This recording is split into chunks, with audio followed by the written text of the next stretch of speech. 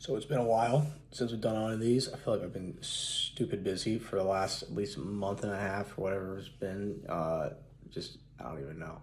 But somehow I have time today because I have to work late. So kind of want to jump back into James, get going again. It's been a while and I missed it all actually. I had a cruise and some other stuff and working, beach, all the yada, yada, yada. But it's been good.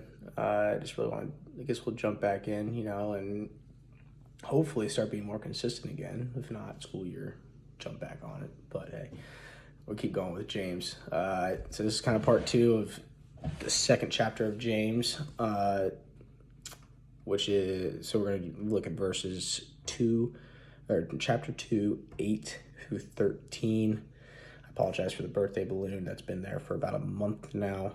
No one's birthday, so yeah. But going through 2, 8 through 13.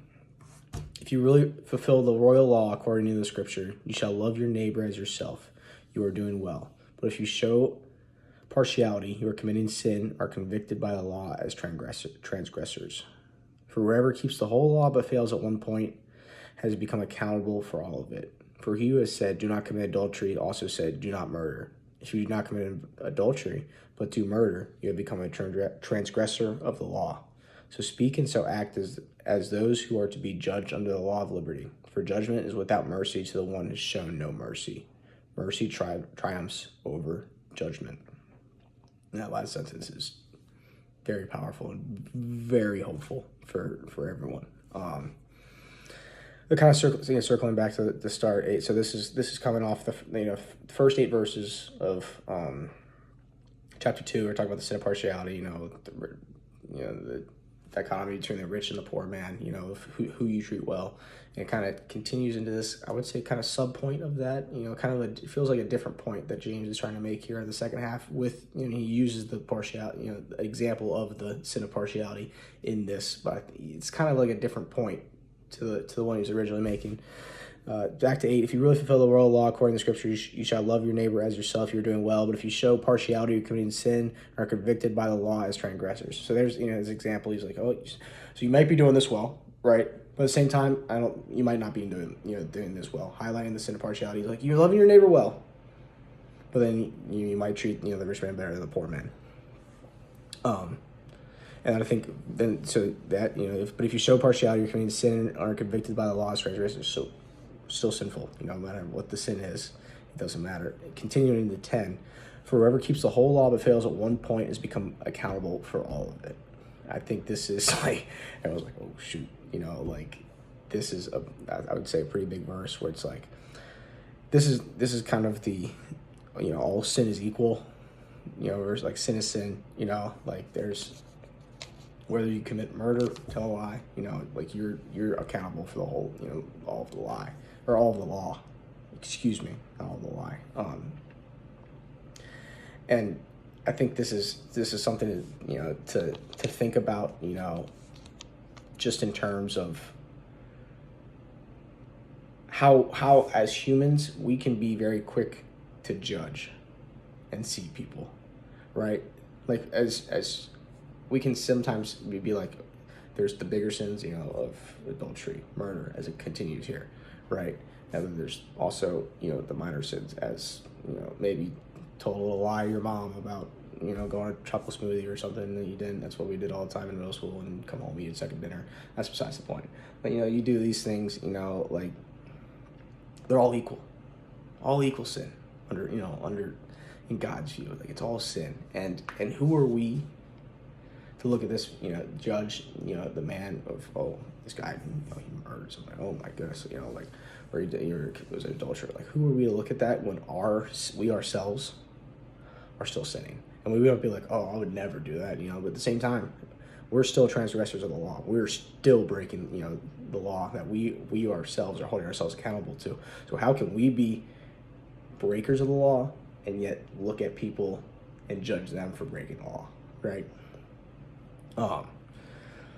So kind of, for he who said, kind of continuing, for he who has said, do not commit adultery, also said, do not murder. If you do not commit adultery, but do commit murder, you have become a transgressor of the law. And it's just continuing, this idea of like, how we are governed by the law, and how as Christians, if we proclaim that, we are assuming that we are acting under acting under the law, right? Acting to a different moral code, different things, right? And it's unique because it's like, there's like in I would say kind of like in traditional like if court, like there's misdemeanors, felonies, levels, right? That like what they're saying here, there's no levels. Like and I think this is important to remember also, because this is a reminder to continuously have a repentant heart. That just because maybe you got some of the big sins, casting, you've never done those, I'm not doing those, figured out, my sexual impurities, don't have, anger issues or whatever. But there's still so many minor things throughout a day that you might do that you might not even realize you're doing. It might be, a sly comment to somebody, a passive aggressive comment to somebody, or, being quick to anger, and, yelling at somebody you probably shouldn't have, or having, whatever thoughts, So I think it's important to remember, that we are innately sinful, right? Like only Jesus was perfect. And I'm willing to bet a lot of money that no one on this earth will be perfect until Jesus comes back. So I think it's just very important to remember to continuously have a repentant heart, right? And continuously understanding that we are sinners, right? We are breaking the law, no matter how big the sin.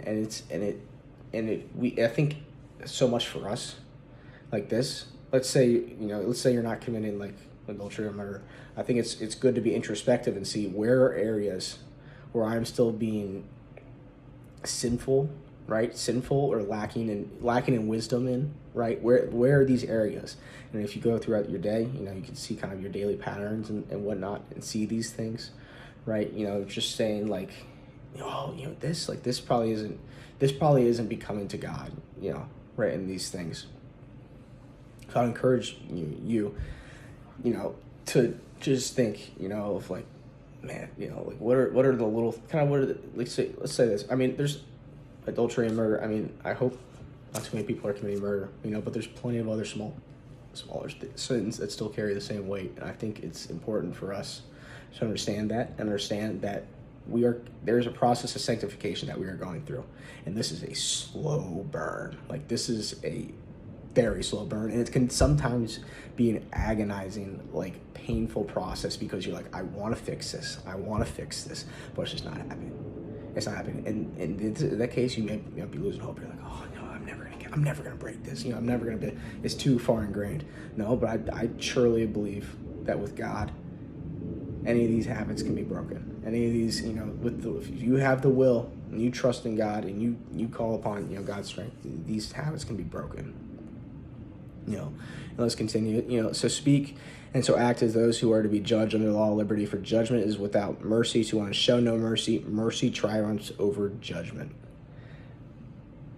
That's powerful. Because for judgment is without mercy to one who has shown no mercy. Mercy triumphs over judgment. And I can tell you our God is a merciful God. He is merciful. And by that nature, he triumphs.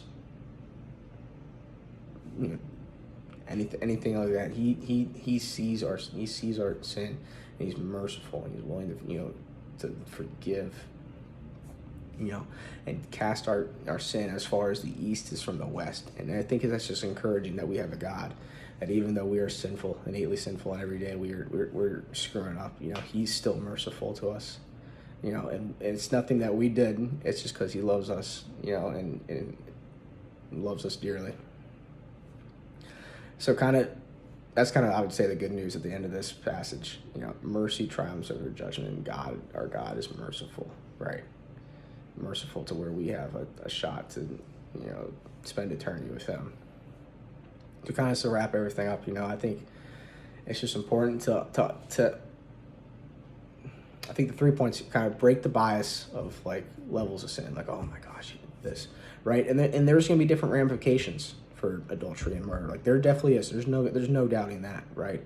But it's still having a loving heart, right, and a non-judgmental heart towards these things, and also understanding ourselves that we ourselves are sinners with even the small things, seeing that, right, and like I said, continuing the second point, like how can we continue that process of sanctification? How can we pick out those little things if we think we have the big things down, and and be better, and finally that our God is merciful and we have chance with everlasting life with him.